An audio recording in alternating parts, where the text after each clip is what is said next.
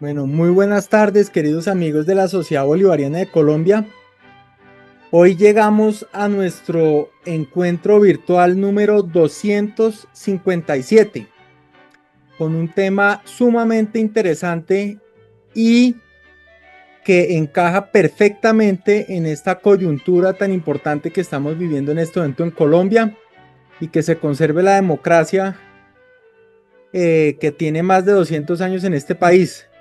Entonces, por ese motivo, tenemos un invitado muy especial que conoce muy bien este tema, el retorno del conservatismo en Colombia. El doctor Luis Felipe Telles es abogado, magíster en administración de negocios, un MBA, y con estudios profesionales en ciencia política y relaciones internacionales, varios diplomados y cursos de alta gerencia. Miembro de varias juntas directivas, asesor y litigante con experiencia en asuntos corporativos y métodos alternativos de solución de conflictos. Ha sido catedrático, conferencista, columnista y autor de varios libros.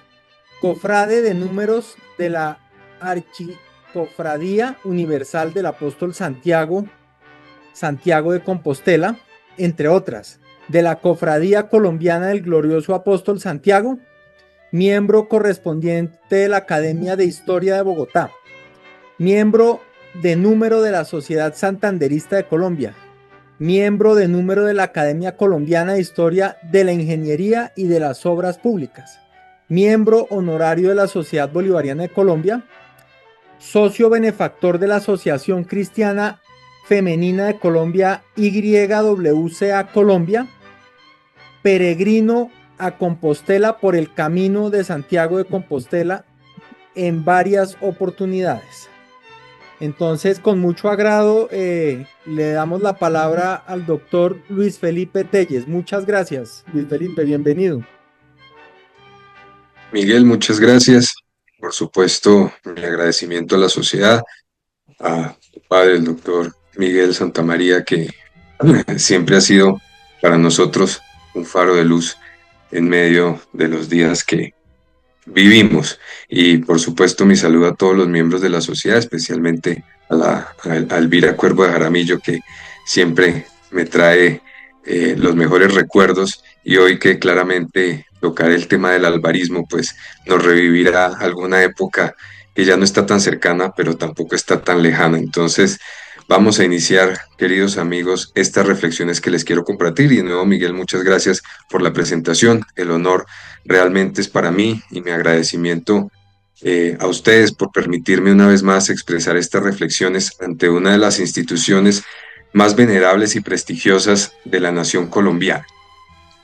Seguramente algunos advertimos que en la primera convocatoria efectuada a esta sesión se habló del título de la conferencia como Retorno del conservadurismo en Colombia, y que luego fue actualizado o corregido, aunque pues no implicaba un error, por el retorno del conservatismo en Colombia, como el presidente lo acaba de señalar. Este evento tan particular, con el cual me siento muy feliz, me permite en primer lugar distinguir entre las dos voces, conservatismo y conservadurismo. El vocablo conservatismo, del inglés conservatism, deriva del inglés tardío del siglo XIV, conservative, que significa la idea de tender a preservar para proteger, preservar, tener el poder de guardar un todo a salvo, y el cual fue tomado del francés antiguo, conservative, derivado del latín medieval conservativus, derivación aún del latín clásico conservatus, participio de conservare, que significa guardar, preservar, dejar intacto, para expresar la idea de guardar intensamente, o mejor aún, proteger. A su turno, el vocablo sí castellano, conservadurismo, significa la tendencia a conservar los valores y los principios establecidos, o en política la actitud conservadora. La voz conservadurismo deriva del vocablo conservaduría, que en su acepción más sencilla implica el cargo de conservador, es decir, la persona que se dedica a conservar. El verbo conservar proviene del latín, ya lo anticipaba, conservare. El prefijo con, que encarece la acción, servo, servare, servavi, servatum, observar, guardar, mantenerse fiel, o mejor aún, salvar. Significa entonces mantener o cuidar de la permanencia o integridad de algo o de alguien, mantener vivo y sin daño, continuar la práctica de los hábitos y las costumbres y sobre todo, preservar de la corrupción. Por esto comprendo entonces que el doctor Carlos Monroy Reyes, de feliz memoria, quien fue presidente del Centro de Estudios Colombianos y de la Academia de Historia de Bogotá, me aclaró en una oportunidad: es mejor decir conservadurismo que conservatismo. Pues bien, esta conferencia debe quedar así titulada: El retorno del conservadurismo en Colombia. Permítanme asimismo precisar por qué he dicho retorno del conservadurismo en Colombia y no retorno del conservadurismo a Colombia. El conservadurismo nunca se ha ido de Colombia, ni de la mente ni del corazón de los colombianos. Por ello es que el conservadurismo no puede volver a Colombia, porque es que nunca se ha ido. El conservadurismo vuelve en Colombia, porque nuestra nación está sedienta de orden, de justicia y de moral. Y esa sed solamente la puede calmar el conservadurismo, que tiene por base precisamente el orden, la justicia y la moral. La moral no solamente de las costumbres, sino de su práctica en la vida cotidiana, en las profesiones, en las empresas y en todos los oficios. Es decir, al formular esta tesis del retorno del conservadurismo en Colombia, queremos significar que somos los colombianos los que debemos retornar al conservadurismo para salvar a nuestro país de la debacle. Planteamiento de la cuestión. Para situar esta reflexión sobre el retorno del conservadurismo en Colombia, vamos a tomar como base el programa del Partido Conservador de 1849, también llamado Manifiesto Conservador o sencillamente el programa, que el 4 de octubre de 1849 Mariano Ospina y José Eusebio Caro publicaron en el periódico La Civilización, para primero hacer frente a la fundación del Partido Liberal Colombiano, según el texto La razón de mi voto de Ezequiel Rojas, el 16 de julio de 1848 en el periódico El Aviso, y segundo, para sentar las bases del conservadurismo colombiano. Nos llama la atención que entre 1850 y 1985, es decir, por casi siglo y medio, el Partido Conservador publicó casi anualmente para desarrollar en cada periodo los principios y la visión del país a partir del manifiesto de 1849. Mencionaré los más relevantes. 1849, el mantenimiento de la paz pública. 1879, la paz bajo el imperio de la Constitución y las leyes y un gobierno republicano y responsable. 1881, consolidación de la República Democrática y Representativa. 1931, la patria, la familia y la propiedad constituyen la doctrina conservadora con el orden y la unidad religiosa. 1937, los problemas sociales originados en la natural desigualdad de los hombres y en la pugna secular entre los que poseen el capital y los que con su trabajo lo hacen productivo, debe afrontarse con soluciones más humanas, más justas, más morales, más sinceras y más eficaces que las propugnadas por la doctrina comunista. 1939. La República de Colombia no es el patrimonio del liberalismo, que ha demostrado ser un sistema ineficaz para hacer frente a los graves problemas sociales de los tiempos modernos. 1946. Colombia necesita de un gobierno de genuina unión nacional. 1948. El gobierno nacional debe legislar sobre el salario vital, las asignaciones familiares y, entre otros, la implantación del seguro social. 1949. Defensa de los derechos naturales de la persona humana, anterior al Estado, integrada por la sociedad en medio de la familia y llamada un fin sobrenatural. 1956.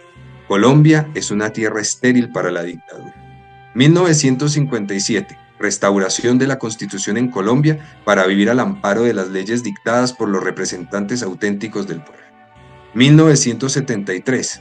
Tradición cultural, protección de la vida humana, seguridad ciudadana y libertad y dignidad humanas. 1981. La acción política debe comprender la satisfacción de las necesidades materiales, el manejo del Estado y la satisfacción del hombre en sociedad. Y en fin, 1985. La acción política del Partido Conservador es una noble tarea orientada a crear las condiciones para el desarrollo armónico de la persona y de la naturaleza. Allí hay un alto en el camino, porque no hay más programas, o no parece haberlos. Solamente hay candidatos y aspiraciones personales. Hoy por hoy, el Partido Conservador Colombiano se define como una fuerza de centro-derecha, cuando debiera llamarnos a una fuerza definida, cierta, incluso radical, sin ser radicalizada ni radicalizante. Ya lo decía Laureano Gómez, es de los temperamentos apocados y egoístas mantenerse fuera del campo de la lucha, o en la penumbra de los colores intermedios para proteger mejor su tranquilidad y preservar el porvenir tranquilo de su egoísmo. Primera premisa. El Partido Conservador, siguiendo el programa de 1849, es decir, el conservadurismo colombiano, es el que reconoce y sostiene el programa siguiente: el orden constitucional contra la dictadura.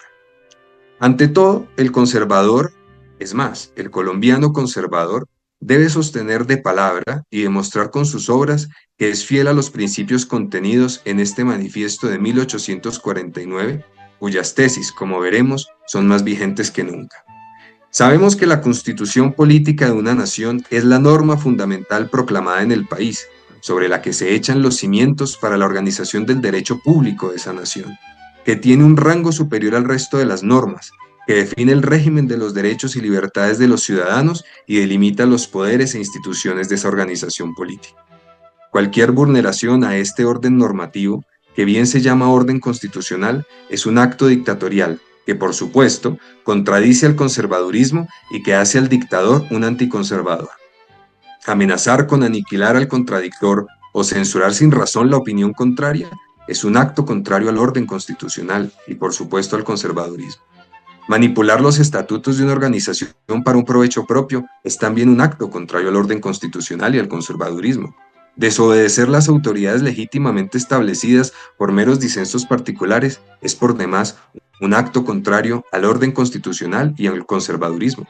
Por ejemplo, proponer como programa de gobierno una reforma constitucional es un acto anticonservador. Las reformas constitucionales, lo sabemos, surgen ante una necesidad específica, se proponen, se debaten y eventualmente se aprueban, pero no puede ser el caballo de batalla de un gobernante ni del que aspira a serlo. El conservador destaca por ser obediente a la autoridad y a las normas vigentes, pues su impronta es la de ser un buen ciudadano. Segunda premisa: la legalidad contra las vías de hecho. El conservador es un hombre que asume las pruebas de la vida como una oportunidad para afianzar los principios en que cree.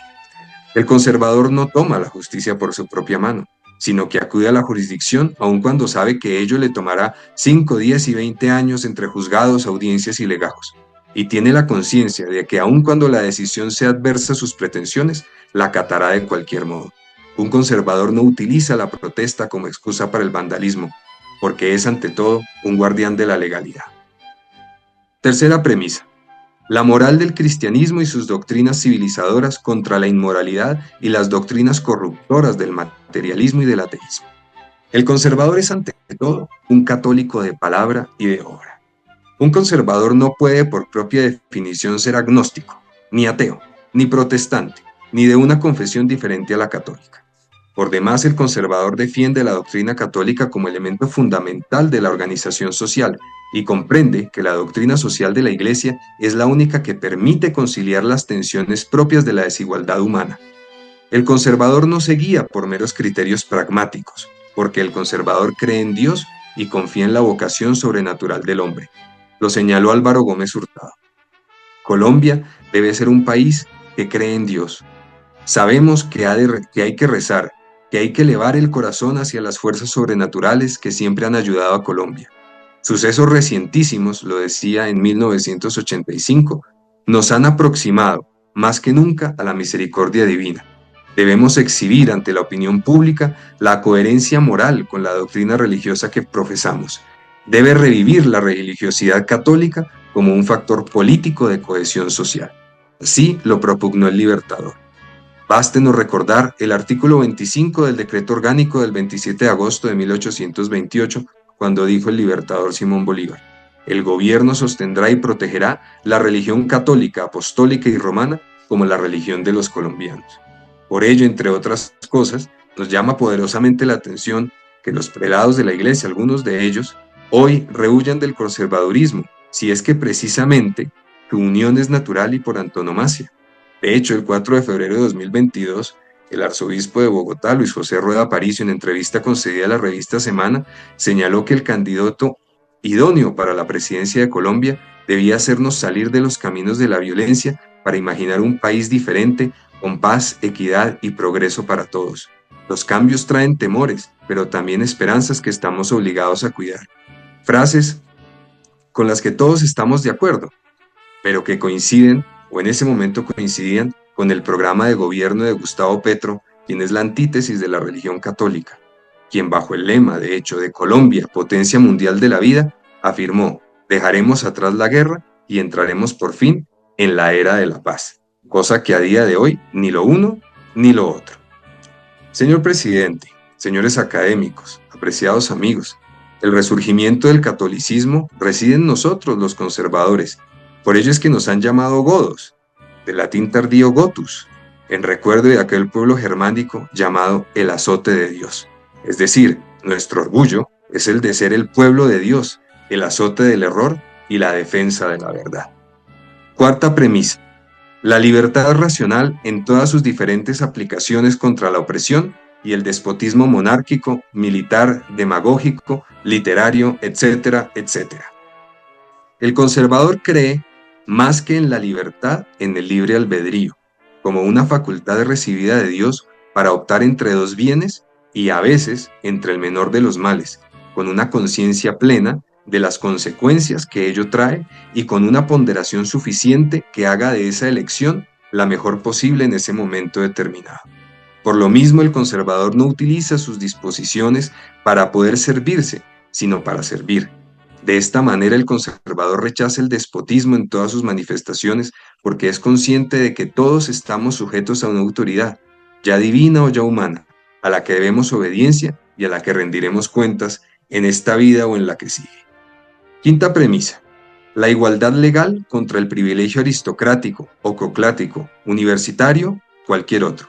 El conservador reconoce que precisamente por las costumbres que defiende, por la tradición a la que pertenece, existe nobleza en las personas, sea por sus orígenes o por sus propios méritos.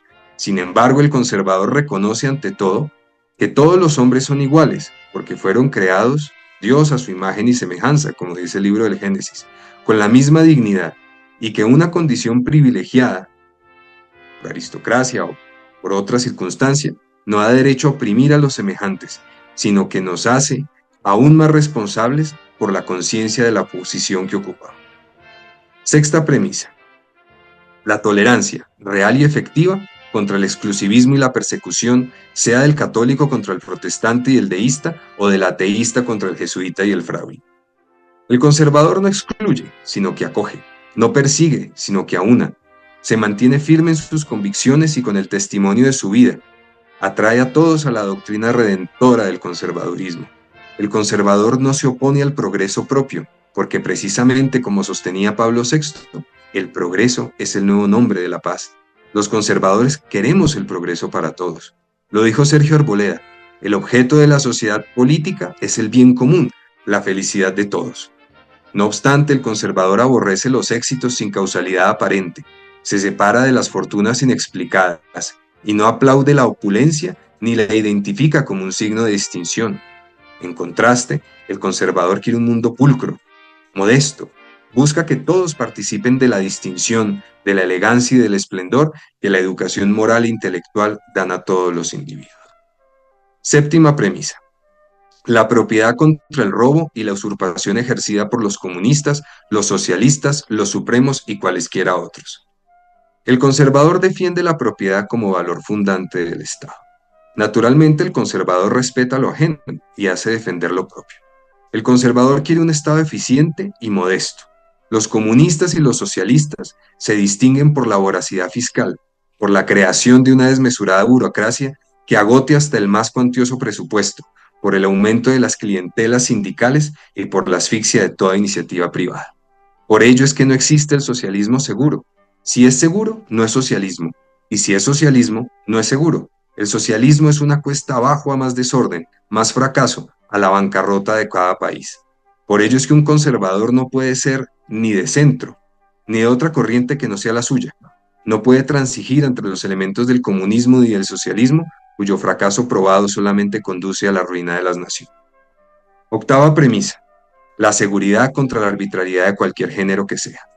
El conservador y el conservadurismo afianza su acción en la legalidad, porque es el principio para la seguridad. El conservador no es arbitrario, es reflexivo y es ponderado. Por lo mismo, el conservador condena cualquier acto que exceda los límites de las buenas costumbres, de la serenidad y del apego a la Constitución y a la ley.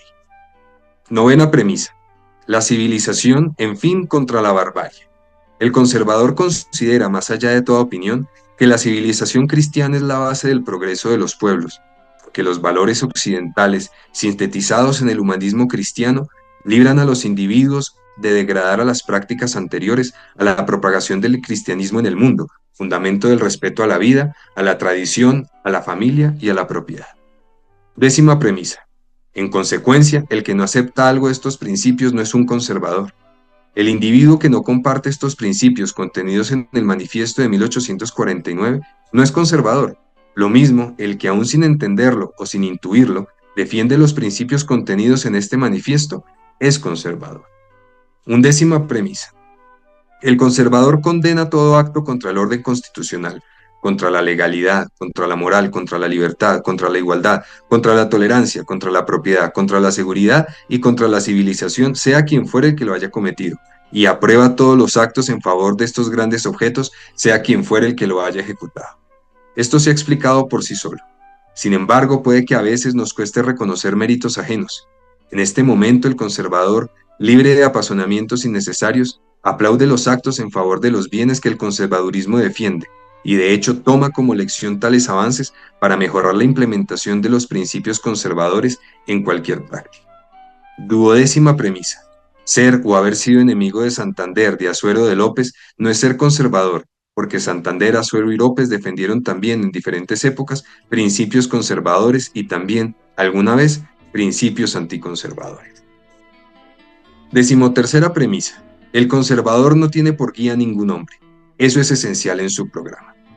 Ahora, cuando surgen nuevas voces y nuevas figuras que quieren encarnar en sí mismos un ideario en forma exclusiva, como si ellos encarnaran una especie de nuevo redentor, hay que recordar las palabras de Laureano Gómez Castro.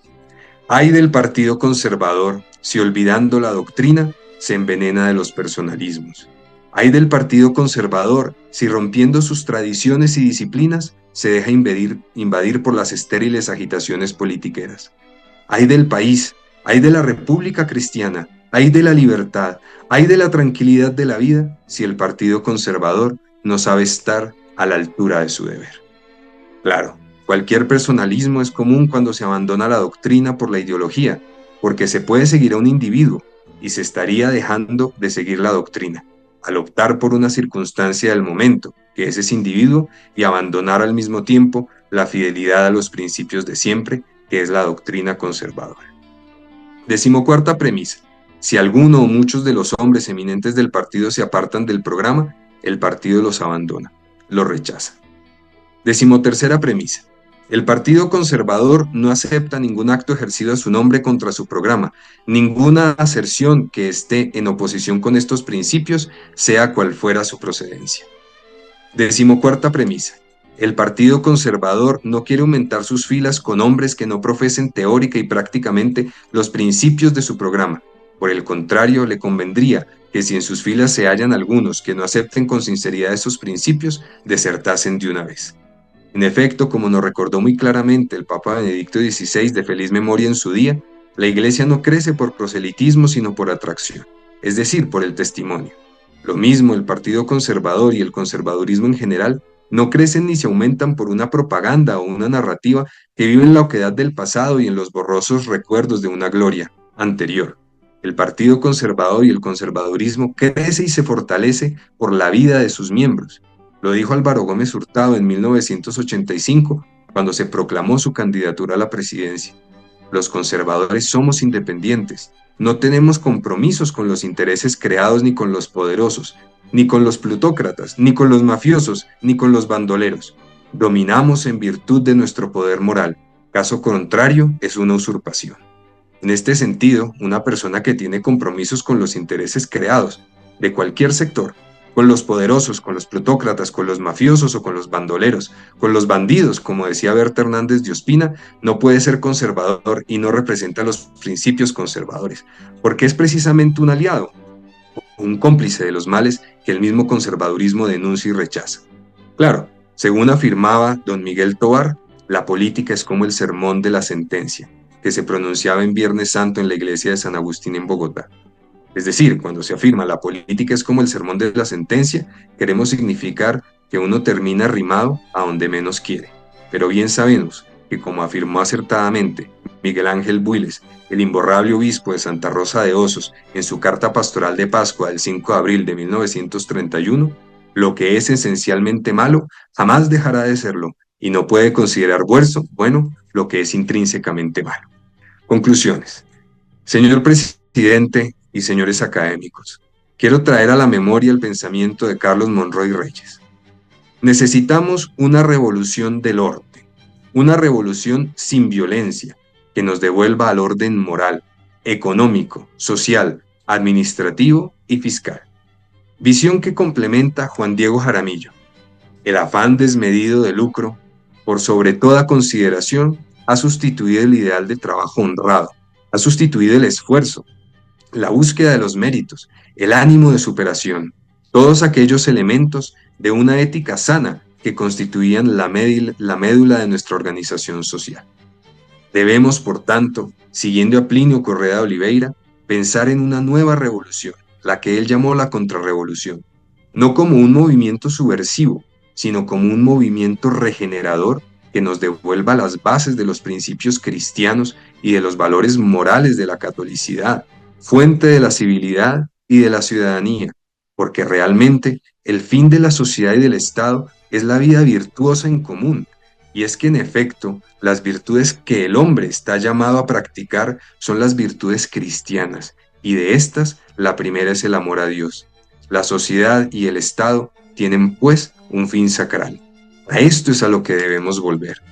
Tristemente, el conservadurismo, que tiene por base precisamente el orden, la justicia y la moral no solamente de las costumbres, sino de todo el actuar social, no reside hoy en el Partido Conservador, ni tampoco en eso que se llama salvación nacional, que alguna vez llamé yo condenación nacional, y en eso que aún llamamos Partido Conservador Colombiano, ni en ninguno de los movimientos partidos, ni en ninguno de los partidos políticos de la República.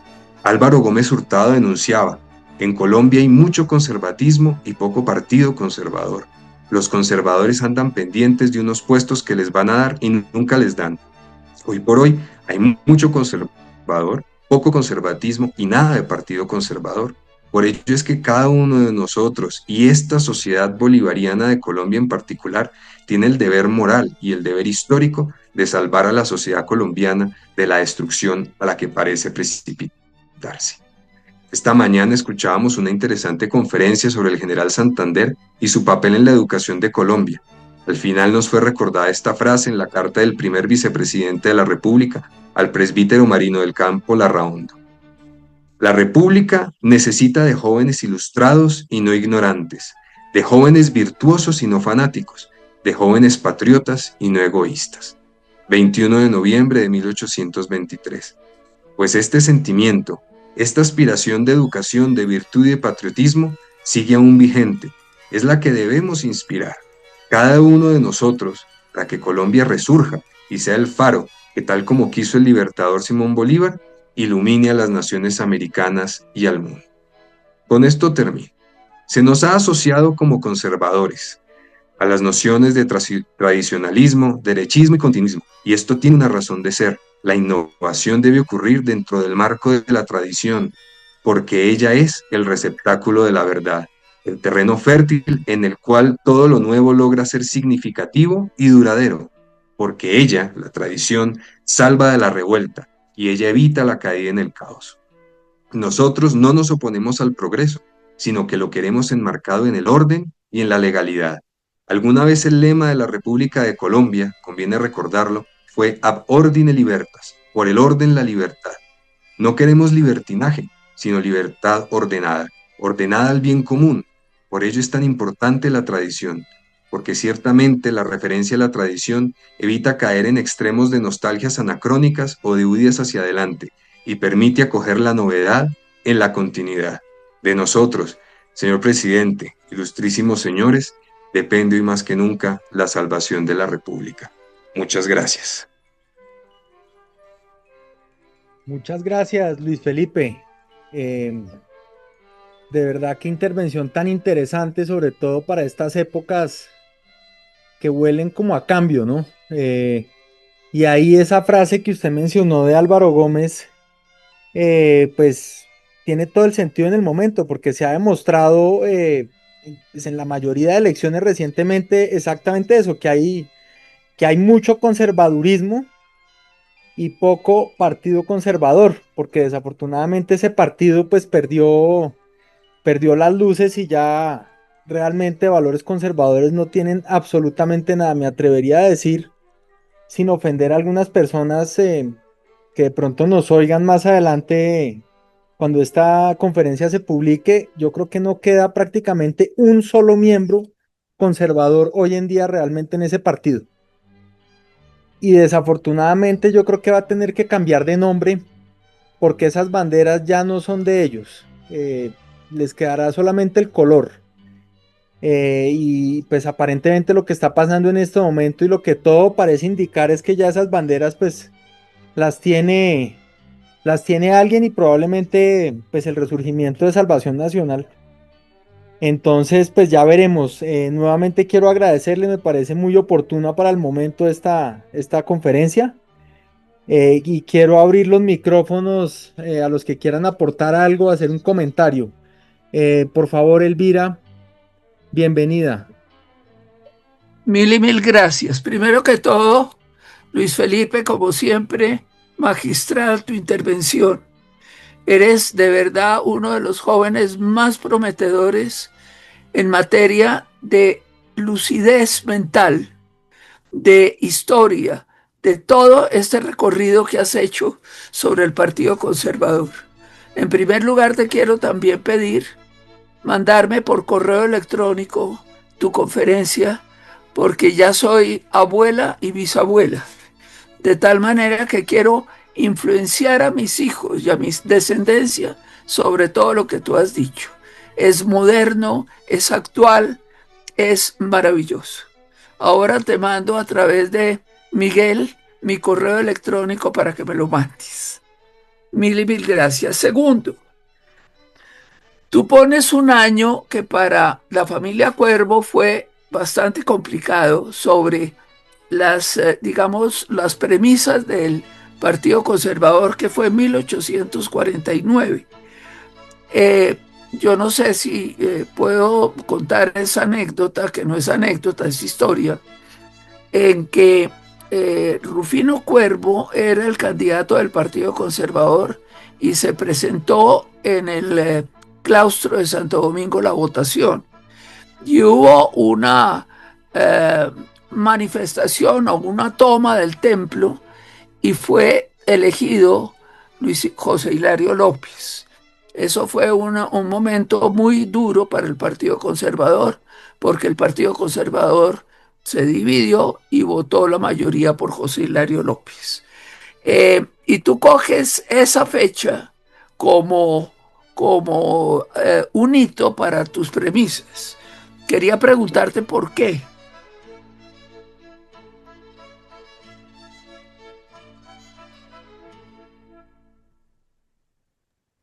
El micrófono, Luis Felipe.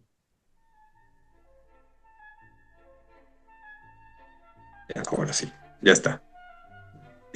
Elvira, porque es que en 1849, y ante todo, muchas gracias por sus generosas palabras que me honran muchísimo y, como lo decía, me hacen más responsable de lo que usted acaba de formular respecto a mí.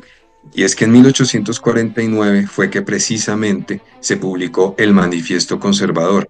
De hecho, en esa fecha fue que precisamente se pusieron las bases de este partido y las premisas que yo he enunciado son extractadas casi que literalmente del manifiesto conservador de 1849, programa conservador de ese año, que incluso fue el que inspiró el himno del Partido Conservador, que yo creo que casi nadie ya recuerda, que inicia con Caro y Ospina escribieron.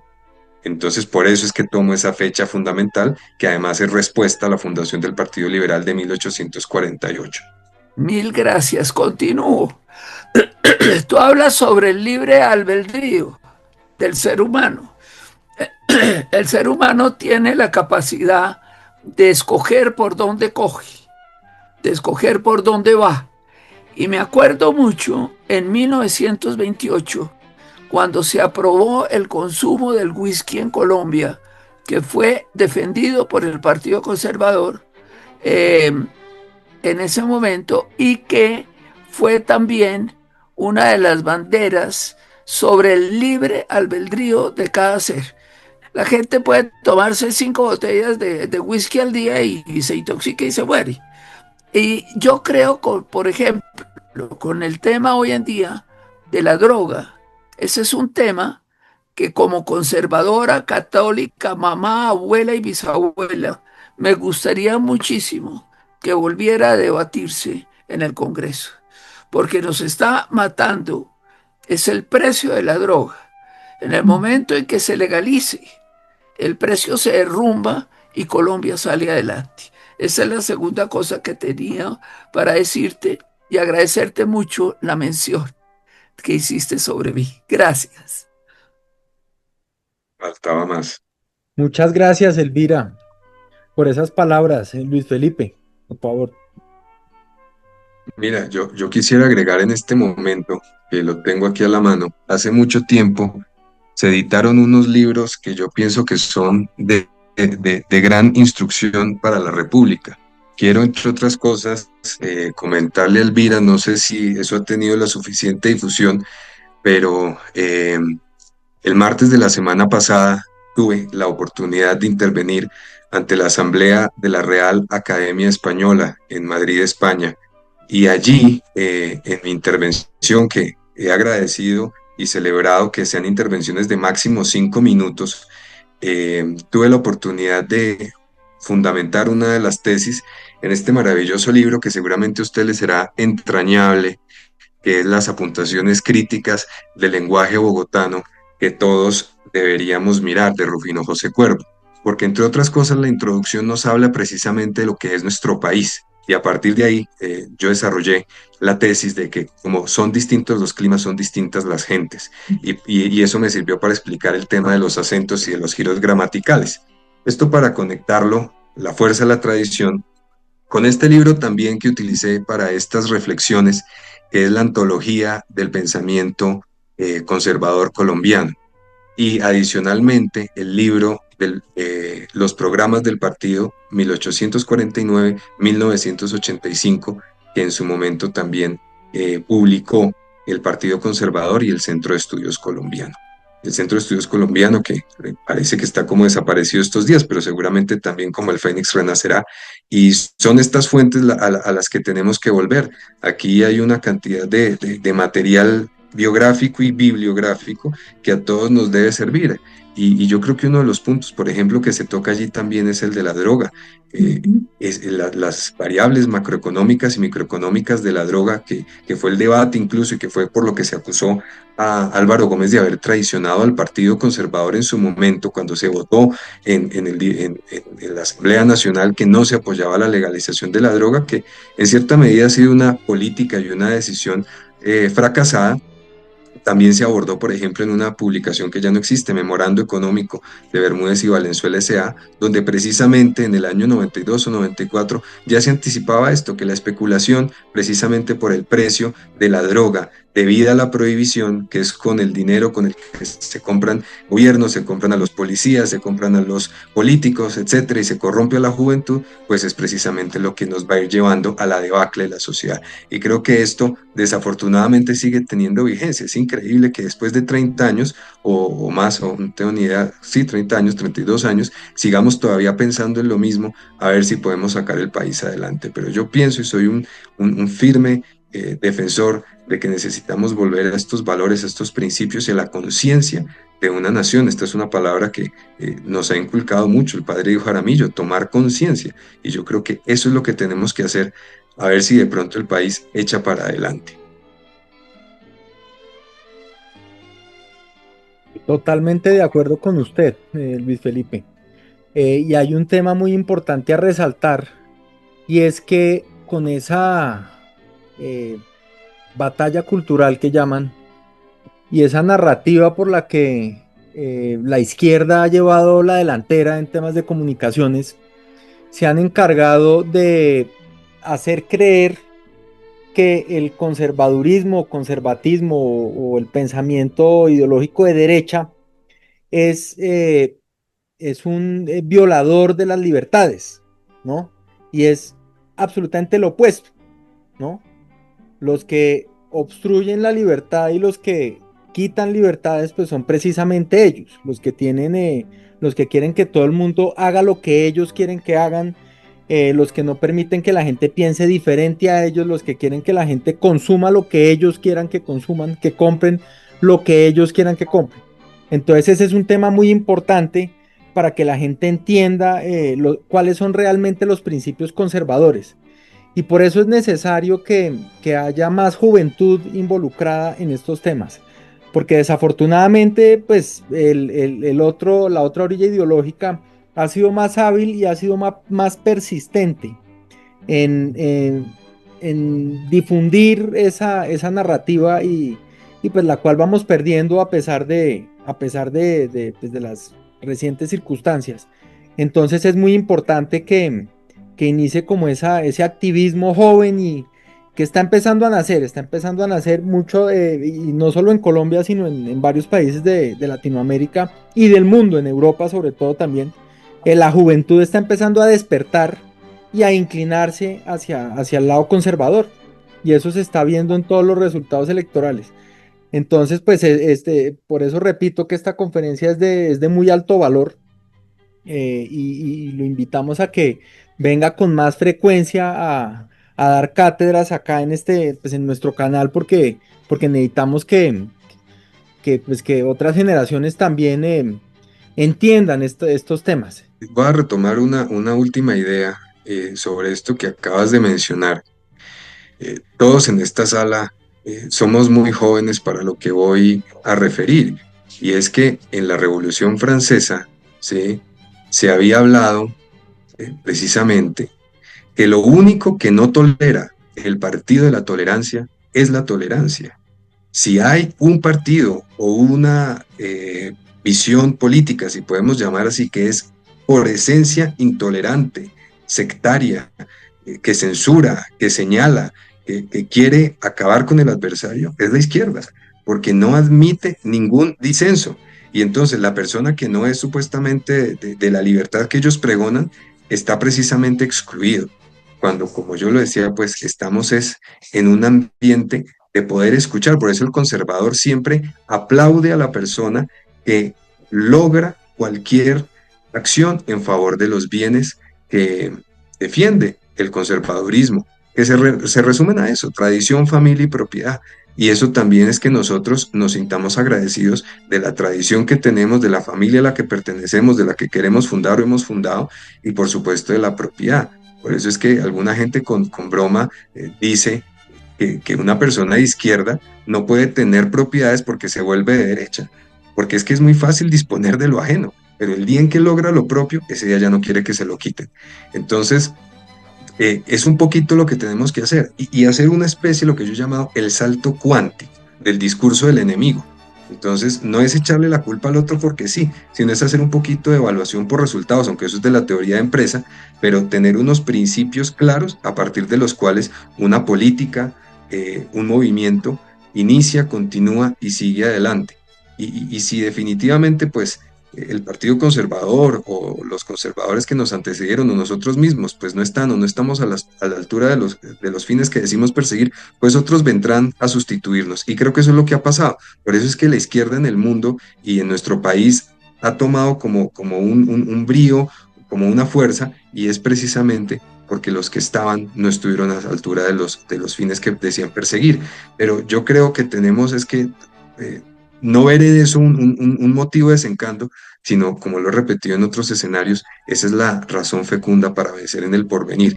Es decir, seguir luchando por esta patria, por esta república y sentirnos amigos todos y pertenecer a esta sociedad que sigue hablando del que fue el libertador de América, el padre de las 5 repúblicas, porque es que ahora también entonces si uno es bolivariano, entonces, mejor dicho, quiere acabar con todo el mundo, ¿no? Precisamente es eso, defender la institucionalidad, de hacer de un pueblo algo aún más grande. Y ese pienso que es en lo que debemos estar. No sé si alguien tenga algún otro comentario, Miguel. Y encantado de volver, naturalmente. Quiero de manera muy sintética felicitar a Luis Felipe Telles por la conferencia, que es sinceramente una cátedra de ciencia política que hemos tenido hoy. Muy interesante, Luis Felipe. Mis felicitaciones muy sinceras y me siento complacido de haberlo oído, porque ha expresado verdades que son difíciles de oír en forma didáctica y en forma científica y concreta. Muchas gracias. De gentil. Muchas gracias, coronel. No veo más manos levantadas. Bueno, para cerrar, quiero hacerle una última, pues una recomendación o un comentario, y es que es necesario hacer como una especie de campaña o una serie de comunicaciones para aclararle a la gente quién era realmente Bolívar y cuál era su ideología. Porque después del pisoteo que recibió por el chavismo y sobre todo en Colombia por Gustavo Petro, yo creo que es muy importante ponerse en la tarea de lavar esa imagen. Siendo Bolívar el fundador del conservatismo en Colombia, del conservadurismo, perdón, es inaudito que lo utilicen de esa forma tan desagradable e indigna, que es lo que está haciendo ahorita este señor, que afortunadamente pues ya lo tendremos por fuera, pero es una humillación y una ofensa a la memoria de los valores conservadores y de la fundación de la República. Entonces es muy importante, porque he notado yo en las redes sociales un disgusto y un rechazo hacia Bolívar, porque la gente pues quedó en la cabeza con un mensaje equivocado. Entonces es muy importante que todo esto empiece como a, a explicarle explicarse a la juventud. Entonces, pues ustedes tienen esa tarea, los politólogos, los historiadores y pues nosotros los comunicadores en arreglar ese daño tan grave que ha hecho la izquierda en la imagen de Bolívar y de las ideas conservadoras. Mira, en eso tienes mucha razón. Lo que pasa es que la izquierda hace muchos años, porque esto no es algo reciente, ha querido acabar con la historia. Y en eso, tristemente, una gran responsabilidad la tuvo el presidente Belisario Betancur cuando realizó o llevó a cabo esa reforma del programa académico de los colegios y cambió toda esta concepción de la historia, la geografía, etcétera, por una noción que todavía no hemos terminado de saber qué es, que él denominó ciencias sociales. Esto hoy es nada. Bueno, eso puede ser muy importante, pero bueno, fue otra cuestión. Entonces, la izquierda ha venido acabando con la memoria. En Europa también, por ejemplo, en España, las personas que medio tienen alguna noción de lo que fue Isabel la Católica, rehuyen de ella, de lo que fue la Reconquista cristiana. Lo mismo aquí, o sea, toda la historia tiene que acabarse para ser sustituida por una nueva narrativa. Entonces, por ejemplo, fue terrible cuando en el año 2000 1910, distinto a lo que pasó en 1910, no ocurrió un movimiento que estuviera precisamente enseñando las bases de la fundación de la República. En 1910, que fue la generación del centenario, grandes obras arquitectónicas, grandes libros, grandes encuentros de los más connotados académicos del momento, ¿no? La generación del centenario, celebraron los 100 años de vida independiente. Hoy en día, pues nosotros estamos como repudiando precisamente nuestra historia anterior.